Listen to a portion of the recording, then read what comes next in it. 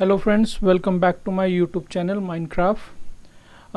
Last class में हमने पढ़ा था कि इकोनॉमिक्स क्या है, स्केर्सिटी क्या है, इकोनॉमिक प्रॉब्लम्स क्या है और स्केर्सिटी और चॉइस के बीच में क्यों इनसेपरेबल रिलेशन होता है। फिर हमने डेफिनेशन ऑफ इकोनॉमिक्स पढ़ी थी, है ना, और ब्रांचेस ऑफ इकोनॉमिक्स पढ़ी थी। आज हम पढ़ेंगे इसके आगे। सबसे पहले हम जानेंगे कि पॉजिटिव इकोनॉमिक्स और नॉर्मेटिव इकोनॉमिक्स क्या होती है। पॉजिटिव इकोनॉमिक्स कोई भी ऐसा फैक्ट या डेटा के बेस पे होती है जिसको हम वेरीफाई कर सकते हैं, है ना, हम जिसको वेरीफाई कर सकते हैं। जैसे कि यहाँ पे मैंने लिखा कि इंडिया की पॉपुलेशन 143 करोड़ है, हम इसको वेरीफाई कर सकते हैं ना। तो it describe what is and what was, ठीक है, करंट सिचुएशन क्या है, हम डेटा के बेस पे, फैक्ट्स के बेस पे हम बता सकते हैं, है ना। ये कॉज और इफेक्ट के बारे में बात करता है। वहीं अगर हम देखें नॉर्मेटिव इकोनॉमिक्स क्या है, नॉर्मेटिव इकोनॉमिक्स ओपिनियन पे बेस्ड है, जजमेंट पे बेस्ड है। जैसे कि अगर मैं बोलूँ एम्प्लॉयमेंट ज़्यादा हार्मफुल होती है इन्फ्लेशन से, है ना, तो ये मेरा ओपिनियन है, अगर मैं कोई अपना जजमेंट दे रहा हूँ, ठीक है। इसमें राइट और रॉन्ग की बात नहीं होती। बेसिकली क्या होता है कि जो भी मेरा अपना ओपिनियन है वो सही भी हो सकता है, गलत भी हो सकता है, ठीक है। तो नॉर्मेटिव इकोनॉमिक्स हमारे अपने ओपिनियन पे, जजमेंट के बेसिस पे होती है। It describe what ought to be done. अगर मैं बोलूँ अनएम्प्लॉयमेंट बहुत ज़्यादा है और ये हार्मफुल है, तो अब हमें क्या करना चाहिए, वो मेरा ओपिनियन होगा, है ना। तो अगर हम नॉर्मेटिव इकोनॉमिक्स की बात करें तो वो ओपिनियन होगा, एक इकोनॉमिस्ट का ओपिनियन होगा, एक एक्सपर्ट का ओपिनियन होगा। वहीं अगर हम बात करें पॉजिटिव इकोनॉमिक्स में, अब वो फैक्ट्स के बेसिस पे आ गया, वो डेटा के बेसिस पे आ गया, है ना। पॉजिटिव इकोनॉमिक्स जो है, ऐसा नहीं है कि वो हमेशा ही ट्रुथ बता रही है। अगर यहीं पे कोई बोले कि इंडिया की पॉपुलेशन 60 करोड़ है, वो उसके फैक्ट्स के बेसिस पे है, ठीक है। हमारा फैक्ट्स क्या कहता है, 143 करोड़ है, ठीक है। तो वो हम उसको वेरीफाई कर सकते हैं कि कौन सा वाला सही है और कौन सा वाला गलत है, ठीक है। तो इजी टर्म में आप क्या याद रखोगे, पॉजिटिव इकोनॉमिक्स में हम वेरीफाई कर सकते हैं, वो वेरीफाइबल होता है। और ये वेरीफाइबल नहीं होता, ये हमारे ओपिनियन के बेसिस पे, हमारे जजमेंट के बेसिस पे होता है, ठीक है। उसके बाद हम पढ़ते हैं कि बिजनेस इकोनॉमिक्स क्या होता है। बिजनेस इकोनॉमिक्स, जैसा कि जितने भी थ्योरी हम इकोनॉमिक्स में पढ़ते हैं, मेथड्स हम इकोनॉमिक्स में पढ़ते हैं, हाँ, और रूल्स जो हम इकोनॉमिक्स में पढ़ते हैं, ठीक है, रूल्स, मेथड्स जो भी हम इकोनॉमिक्स में पढ़ेंगे, उसको जब हम बिजनेस डिसीजंस के लिए, बिजनेस डिसीजंस लेने के लिए अप्लाई करते हैं, वो बताते हैं बिजनेस इकोनॉमिक्स, ठीक है। तो बिजनेस इकोनॉमिक्स को मैनेजरियल इकोनॉमिक्स भी बोला जाता है, ठीक है। Is a field that applies economic theory methodologies to business decision making. तो शॉर्ट में हम क्या याद रखेंगे कि बिजनेस इकोनॉमिक्स को मैनेजरियल इकोनॉमिक्स भी बोला जाता है, और ये फील्ड है जिसमें हम इकोनॉमिक्स की थ्योरी और मेथडोलॉजी को अप्लाई करना सीखते हैं, ठीक है। हम इसमें कैसे अप्लाई करना है, जो हमने लर्न किया है इकोनॉमिक्स में, उसको बिजनेस में कैसे अप्लाई करना है, ठीक है। Is a field that applies economic theories and methodologies to make business decision, ठीक है। It provide a method to solve a particular company's specific problem, ठीक है। ये मेथड प्रोवाइड करता है कि किस मेथड के थ्रू, जैसे इकोनॉमिक्स में हमने कुछ लर्न किया, कोई जैसे डिमांड को बढ़ाना कैसे है, ठीक है। तो उसमें क्या है, हम प्राइस कम करेंगे, डिमांड बढ़ जाएगी, ठीक है। तो अब इसको बिजनेस में कैसे अप्लाई करें, ठीक है, वहाँ पे हम अप्लाई क्या करेंगे कि प्राइस को कम करना है। तो ऐसे हम उन मेथड्स को यूज़ करते हैं, ठीक है। स्पेंसर एंड सिगलमैन क्या कहता है, define business economics as the integration of economic theory with business practices to assist management in decision making and forward planning.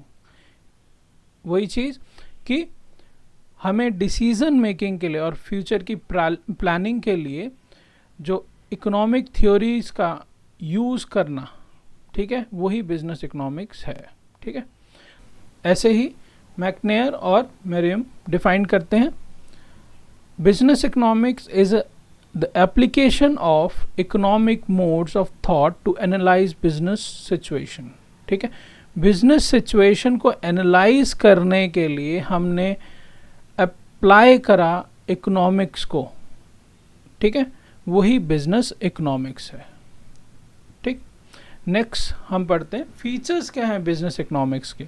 Features जैसे कि अभी हम डेफिनेशन से ही समझ पा रहे हैं कि ये हमें मदद करेगा डिसीजन मेकिंग के लिए।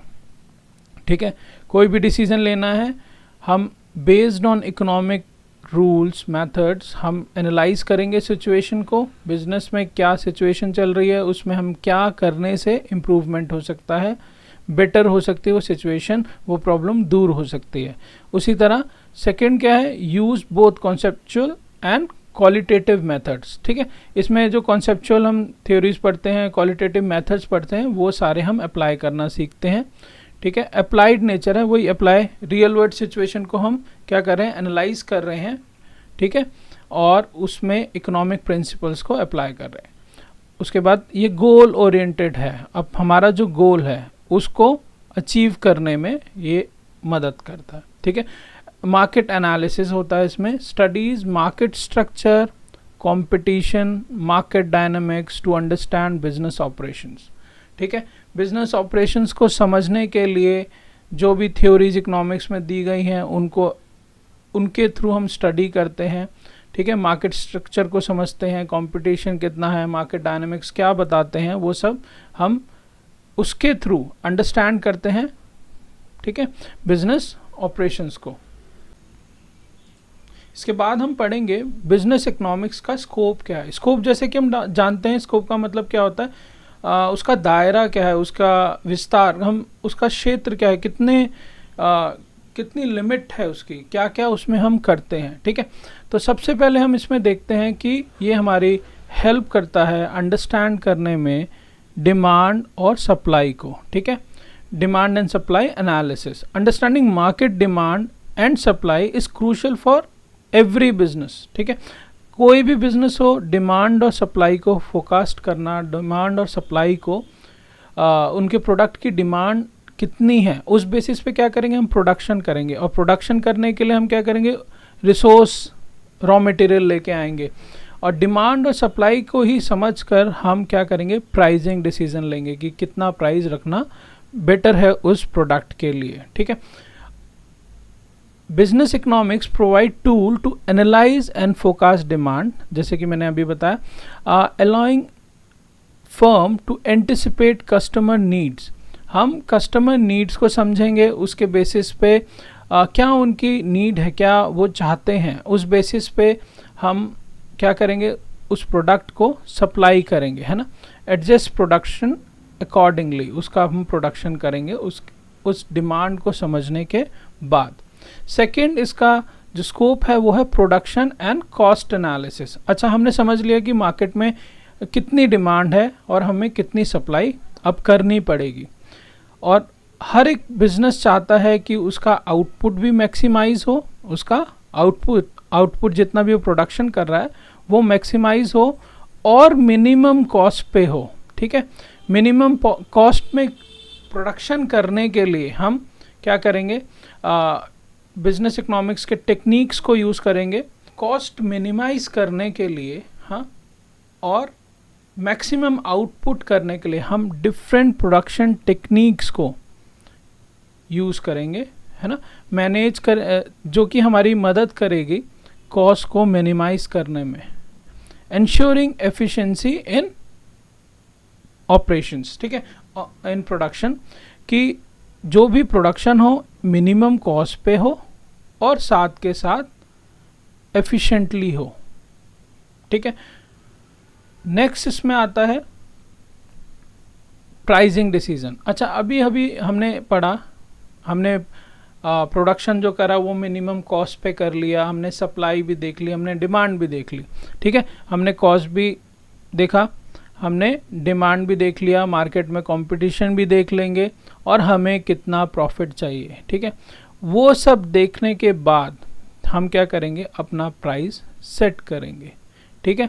हम इन सब टेक्निक्स को यूज़ करने के बाद सारे, जिस बेसिस पे हमने कॉस्ट डिसीजन लिया था कि मिनिमम कॉस्ट हो, जिस बेसिस पे हमने देखा कि डिमांड कितनी है, कैसे और सप्लाई कैसे करनी है, मार्केट में कंपटीशन कितना है, अब क्या करेंगे हम, set optimal price for their product and services taking into account all the factors, ठीक है, जितना भी हमने सिचुएशन समझी है मार्केट की, ठीक है।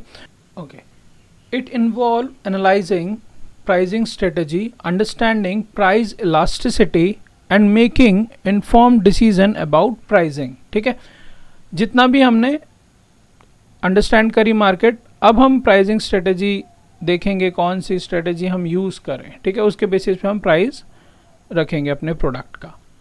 अच्छा, उसके बाद क्या पॉइंट है, capital management. This area focuses on planning and controlling, ठीक है, किस चीज़ का, कैपिटल एक्सपेंडिचर, जितना भी हम इन्वेस्टमेंट कर रहे हैं उसको कैसे हम प्लान करें, कैसे हम कंट्रोल करें, जिससे एक हम साउंड इन्वेस्टमेंट डिसीजन ले सकें, हाँ, एक प्रॉफिटेबल, जिससे रिटर्न आए, इस ऐसा ना हो कि हमें बिजनेस में लॉस हो।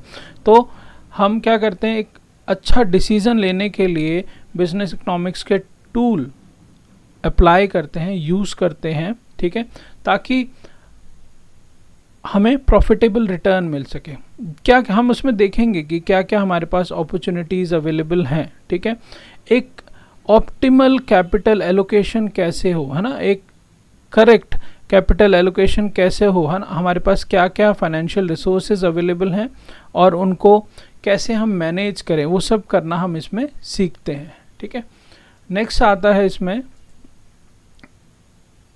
Profit management. प्रॉफिट मैनेजमेंट, जैसे कि हम जानते हैं हर एक बिजनेस का मेन एम क्या होता है, हर एक बिजनेस का मेन एम है प्रॉफिट को मैक्सिमाइज करना। प्रॉफिट को मैक्सिमाइज करने के लिए हम बिजनेस इकोनॉमिक्स के टूल्स यूज़ करेंगे जिससे हमारा प्रॉफिट मैक्सिमाइज हो।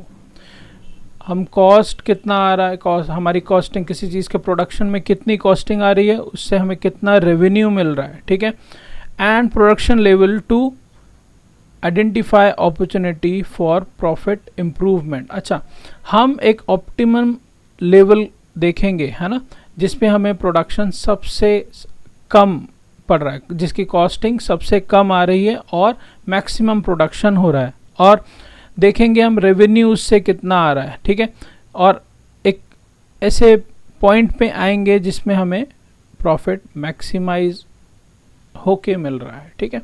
नेक्स्ट आता है risk management. Risk management, business economics जो है ऐसे टूल्स प्रोवाइड करता है जिससे हम मार्केट के, बिजनेस के रिस्क को आइडेंटिफाई कर पाते हैं और उन्हें मैनेज कर पाते हैं, ठीक है।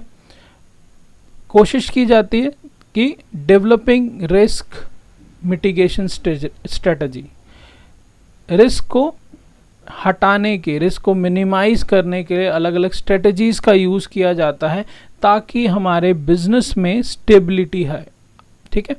उस स्टेबिलिटी को लाने के लिए हम इसके टूल्स को यूज़ करेंगे ताकि हम एफिशिएंटली अपने बिजनेस को रन कर सकें, ठीक है। फिर हम पढ़ते हैं principle of business economics. Principle of business economics, business economics में कुछ प्रिंसिपल्स हैं, कुछ सिद्धांत हैं जो हमारी हेल्प करते हैं करेक्ट डिसीजन लेने में। तो सबसे पहले एक प्रिंसिपल पढ़ते हैं, इंक्रीमेंटल प्रिंसिपल, ठीक है। इंक्रीमेंट मतलब क्या होता है, समथिंग दैट इंक्रीज, किसी की सैलरी बढ़ती तुम बोलते हैं ना कि इंक्रीमेंट हो गया, तो something that increase in value और वर्थ, ठीक है, उसको इंक्रीमेंट बोलते हैं, ठीक है।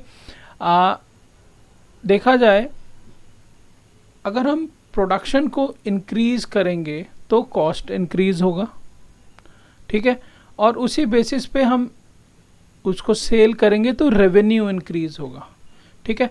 ये somehow closely related to marginal cost, पर डिफरेंस क्या रहेगा मार्जिनल कॉस्ट और मार्जिनल रेवेन्यू से, ये अलग क्यों है? मार्जिनल कॉस्ट क्या होता है? एक यूनिट ज़्यादा प्रोड्यूस करने में जो एक्स्ट्रा कॉस्ट आती है उसको हम मार्जिनल कॉस्ट कहते हैं। ऐसे ही एक यूनिट एक्स्ट्रा सेल करने पर जितना हमें एक्स्ट्रा रेवेन्यू आता है उसको हम मार्जिनल रेवेन्यू बोलते हैं। पर इंक्रीमेंटल कॉस्ट में हम बात करेंगे टोटल कॉस्ट, और वो भी एक नहीं। सपोज हम प्रोडक्शन कर रहे हैं 100 यूनिट, हमने डिसाइड किया 500 यूनिट, ठीक है। अब इस डिफरेंस, ये जो हमने 400 यूनिट एक्स्ट्रा प्रोड्यूस करा है ना, हमने क्या करा 400 यूनिट 400 यूनिट एक्स्ट्रा प्रोड्यूस करा। अब इस 400 यूनिट को एक्स्ट्रा प्रोड्यूस करने में कॉस्ट जो इंक्रीज होगी, और उसी बेसिस पे रेवेन्यू कितना आ रहा है ना, उसी बेसिस पे कितना रेवेन्यू इंक्रीज करेगा, ठीक है, इंक्रीमेंट होगा। Incremental cost also known as marginal cost refers to additional cost. हाँ, अब हमने प्रोडक्शन इंक्रीज करा तो जो एडिशनल कॉस्ट आएगी वो इंक्रीमेंटल कॉस्ट होगी, ठीक है। Incremental cost means change in total cost resulting from decision taken by firm. Firm ने जो डिसीजन लिया, जैसे कि मैंने यहाँ बताया 400 यूनिट अब एक्स्ट्रा प्रोड्यूस करनी है, तो अब उस डिसीजन की वजह से जो टोटल कॉस्ट में चेंज आएगा, बढ़ेगी, है ना, और उसी डिसीजन की वजह से रेवेन्यू भी बढ़ेगा। अब हमने ज़्यादा यूनिट प्रोड्यूस करिए, ज़्यादा यूनिट सेल करेंगे, है ना, हमें रेवेन्यू एक्स्ट्रा आएगा। तो जो रेवेन्यू एक्स्ट्रा आएगा उसे हम इंक्रीमेंटल रेवेन्यू बोलेंगे, ठीक है। Incremental revenue is additional revenue gained from a specific business section or change, like launching new product or running a marketing campaign. हमने डिसीजन लिया और उसके बेसिस पे हमारा इंक्रीमेंट करा रेवेन्यू, ठीक है, उसी को ही हम इंक्रीमेंटल रेवेन्यू बोलते हैं। Incremental revenue means change in total revenue resulting from decision taken by firm. अच्छा, वो डिसीजन प्रॉफिटेबल कैसे होगा? रेवेन्यू ज़्यादा आएगा। अगर वो ज़्यादा हमें प्रॉफिट मिल रहा है, हमें ज़्यादा इनकम मिल रही है, तो वो डिसीजन प्रॉफिटेबल होगा। ऐसे ही कॉस्ट अगर डिक्रीज कर जाती है, देखा जाए तो सपोज हमारी कॉस्ट जो है वो कम है ना, हमारी कॉस्ट जो है वो कम है एज कंपेयर टू रेवेन्यू, तो वो क्या होगा? प्रॉफिट होगा, है ना। तो अब ये हमारे लिए क्या हो जाएगा? प्रॉफिटेबल हो जाएगा। नेक्स्ट है discounting principle. Discounting principle explain the comparison of money value in present and future time, ठीक है। अच्छा, आपने सुना होगा हमारे पेरेंट्स क्या कहते हैं कि हमारे टाइम में 100 रुपीज़ में बहुत सारा सामान आ जाता था और आज 100 रुपीज़ में कुछ भी सामान नहीं आता, है ना। क्या होता है, आज जो 100 रुपीज़ हैं वो फ्यूचर में वही 100 रुपीज़ की वैल्यू कम होगी, ठीक है। एग्जांपल लेते हैं ना कि सपोज हम किसी पर्सन को 500 रुपीज़ एज अ गिफ्ट देते हैं और उसके पास ऑप्शन रखते हैं कि या तो यही 500 रुपीज़ वो नेक्स्ट मंथ ले ले। वो यूजली क्या करेगा? अभी दे दो। रीज़न क्या है कि जो पैसा एट प्रेजेंट है उसकी वैल्यू ज़्यादा है एज़ कम्पेयर टू वही पैसा हमें फ्यूचर में मिलेगा, ठीक है। तो ये वो वाला डिस्काउंट नहीं है जो हमें मार्केट में हम जाते हैं और हमें उस पर डिस्काउंट मिलता है, ये वो वाला डिस्काउंट नहीं है। या हम उनको कहते हैं ना रेट थोड़ा सा हमें डिस्काउंट दे दो, ये वो डिस्काउंट नहीं है, ठीक है। ये क्या है कि करंट में जो पैसा है उसकी वैल्यू ज़्यादा है, बजाय वही सेम वैल्यू वही सेम पैसा हमें फ्यूचर में मिले, ठीक है। इसका मतलब क्या है कि पैसे की वैल्यू, पैसे की जो वैल्यू है वो कम हो जाती है, ठीक है। इसी रीज़न से अगर कोई बिजनेस डिसीजन है जो कि लंबे टाइम का है ना, लंबे टाइम का, हम जिससे हमें रिटर्न लॉन्ग टाइम में मिलेगा, नेक्स्ट ईयर, उससे नेक्स्ट ईयर, जैसे हम कोई प्लांट लगाते हैं वो कितने सालों तक हमें रिटर्न देता है, ठीक है। कोई प्रोजेक्ट हम डिसीजन लेते हैं तो हमें पता है कि उससे रिटर्न हमें इतने सालों तक आएगा, तो हम उस पैसे को कंपेयर करते हैं। सपोज हमने प्लांट खरीदा 10 लाख रुपीस का, ठीक है। अब वो 10 लाख रुपीस आज हम इन्वेस्ट कर रहे हैं और उससे अगर हमें 12 लाख आ रहा है, वो भी 5 साल 10 साल बाद आ रहा है, तो हम चेक करेंगे कि उन 12 लाख की एट प्रेजेंट क्या वैल्यू होगी, ठीक है। उन 12 लाख की एट प्रेजेंट क्या वैल्यू होगी, ठीक है। इसी रीज़न से हमें क्या करना पड़ता है, all the cost and revenue, all the cost and revenue should be discounted at present value to check its profitability। जो भी हम इन्वेस्ट करना जा रहे हैं, इन्वेस्ट करने का हमने डिसीजन लिया, क्या वो वर्थ है, चाहे उससे हमें एक्स्ट्रा पैसे मिल रहे हों, पर उन पैसे को आज हम अगर कंपेयर करें तो वो वर्थ है, वो हमारे लिए प्रॉफिटेबल है। अच्छा, इसके लिए हम एक फॉर्मूला यूज़ करते हैं। फॉर्मूला क्या है, future value equals to present value bracket 1 plus R power T, ठीक है। फ्यूचर वैल्यू जो भी हमें रिसीव होनी है या अभी प्रेजेंट वैल्यू जो हमें रिसीव होनी है, इसी फॉर्मूले में हम दोनों चीज़ क्या रेट से हम डिस्काउंट कर रहे हैं। सपोज जो हमने एग्जांपल लिया है 5% के रेट से, ठीक है। और टाइम क्या है, फ्यूचर वैल्यू और प्रेजेंट वैल्यू में जो डिफरेंस है, ठीक है। तो अगर हम देखते हैं तो future value equals to present value 1 plus R power T, ठीक है। तो इसी फॉर्मूले में सपोज हमें इन फ्यूचर 1000 रुपीज़ मिलने हैं, फ्यूचर 1000 रुपीज़ मिलने, यही फॉर्मूला ये इधर आ जाएगा 1 प्लस आर पावर टी, ठीक है। अच्छा, प्रेजेंट वैल्यू सपोज हमें निकालनी है, फ्यूचर वैल्यू हमें 1000 रुपीज़ मिल रहे हैं, हमारे पास ऑप्शन था कि आज 1000 रुपीज़ ले लो, नहीं तो फ्यूचर में 3 साल बाद ले लेना वही 1000 रुपीज़, ठीक है। तो future value 1000 rupees, 1 plus rate 5% के रेट पे डिस्काउंट हो रहा है सपोज, तो हम ऐसे भी लिख सकते हैं इसको, ठीक है। ये मैंने ऐसे इसको जब डिवाइड करेंगे तो ये आएगा, ठीक है। तो और इसके पावर 3, इसकी वैल्यू निकालेंगे 1 प्लस 0.05, डायरेक्ट ऐड ही कर देते हैं,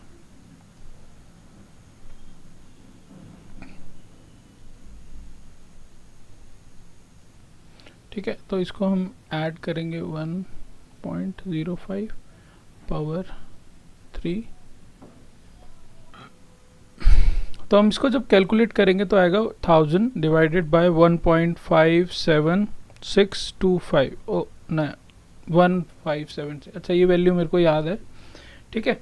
और इसको हम फर्दर सॉल्व करेंगे तो आएगा 863 पॉइंट, एक मिनट मैंने कैलकुलेट कर, हाँ 84, ठीक है। तो जो प्रेजेंट, अगर यही 1000 रुपीज़ मेरे को अभी मिलते तो वो 1000 होते, बट मेरे को जब 3 साल बाद मिल रहे हैं तो ये कितने हैं, 863.84, ठीक है। तो ये डिस्काउंटिंग प्रिंसिपल क्या कहता है कि मनी की जो वैल्यू है वो रिड्यूस हो जाती है, ठीक है। इस बेसिस पे हम प्रोजेक्ट्स को चेक करेंगे कि कौन सा प्रॉफिटेबल है, ठीक है। और उसी बेसिस पे हम डिसीजन लेंगे कि हम कौन सा प्रोजेक्ट जो है चूज़ करें, ठीक है। जो ज़्यादा प्रॉफिटेबल होगा उसी को चूज़ करेंगे, ठीक है।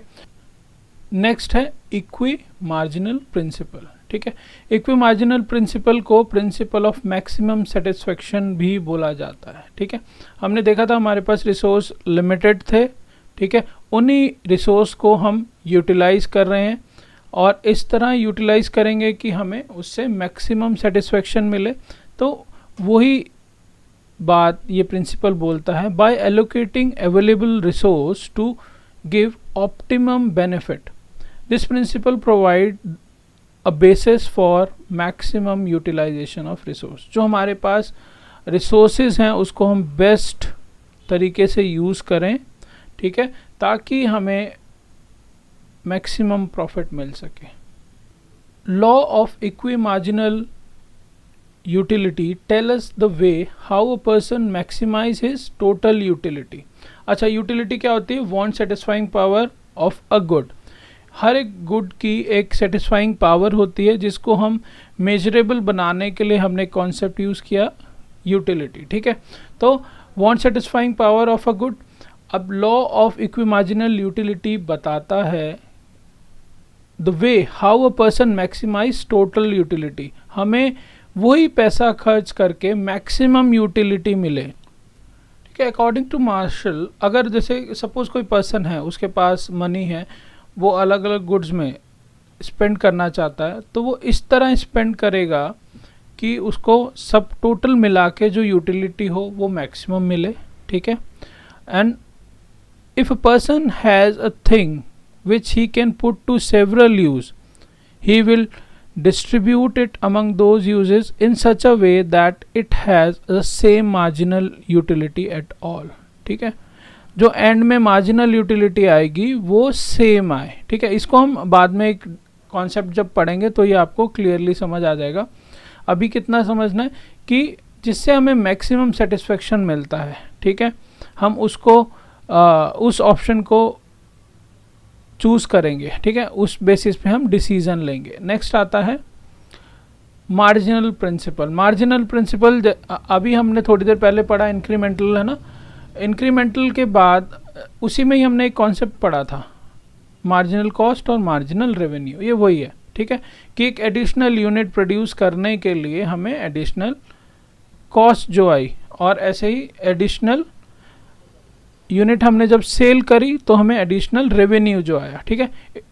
It is a decision making framework that emphasize the importance of considering incremental changes when evaluating the cost and benefit of the choice. हमने डिसाइड किया था कि हम और थोड़ा प्रोडक्शन बढ़ाएं, ठीक है, अब वो प्रॉफिटेबल है कि नहीं।